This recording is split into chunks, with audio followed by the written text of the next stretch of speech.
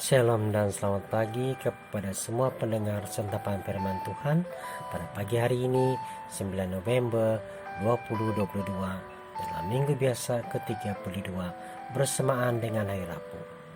Injil dan renungan hari ini diambil dari Injil Yohanes bab 2 ayat 13 hingga 22. Marilah kita bersama mendengarkan. Tuhan beserta kita sekarang dan selama-lamanya. Inilah Injil Yesus Kristus menurut Yohanes. Dimuliakanlah Tuhan. Ketika hari raya Paskah orang Yahudi sudah dekat, Yesus berangkat ke Yerusalem. Dalam bait suci didapatinya pedagang-pedagang lembu, kambing domba dan merpati, dan penukar-penukar uang duduk di situ. Ia membuat campuk dari tali lalu mengusir mereka semua dari bait suci dengan semua kambing domba dan lembu mereka. Uang penukar-penukar dihamburkannya ke tanah dan meja-meja mereka diterbalikkan. Pada pedagang-pedagang merpati ia berkata, "Ambil semuanya ini dari sini. Jangan kamu membuat rumah Bapakku menjadi tempat berjualan." Maka teringatlah murid-muridnya bahwa ada tertulis, "Cinta untuk rumahmu menghanguskan aku." Orang-orang Yahudi menentang Yesus. Katanya, "Tanda apakah dapat engkau tunjukkan kepada kami bahwa engkau berhak bertindak demikian?" Jawab Yesus kepada mereka, "Rombak bait Allah ini, dan dalam 3 hari aku akan mendirikannya kembali." Lalu kata orang Yahudi kepadanya, 46 tahun orang mendirikan bait Allah ini, dan engkau dapat membangunkannya dalam 3 hari. Tetapi yang dimaksudkannya dengan bait Allah ialah tubuhnya sendiri.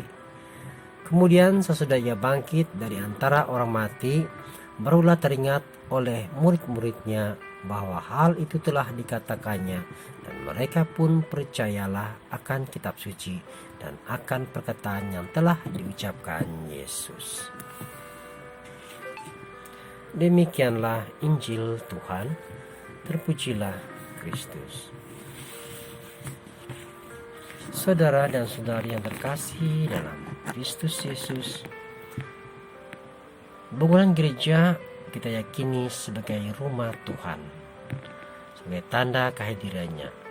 Di setiap gedung gereja ada tabernakel yang di dalamnya ditaktakan sakramen Maha Kudus. Dengan itu, kita diajak untuk senantiasa menyadari kehadirannya lewat penghormatan dan sembah bakti. Penghormatan itu terwujud dalam tindakan simbolik. Kita mengambil air berkat manakala kita memasuki gereja. Kita kemudian berlutut sebelum duduk di bangku yang disediakan. Selanjutnya kita berdoa secara pribadi atau mengikuti ibadat bersama umat yang lain.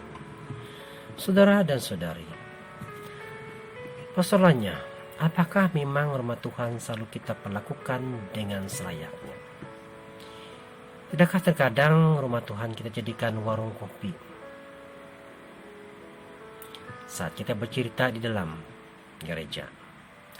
Ataukah kita terkadang tidak dapat membedakan mau pergi ke rumah Tuhan atau pergi ke pasar?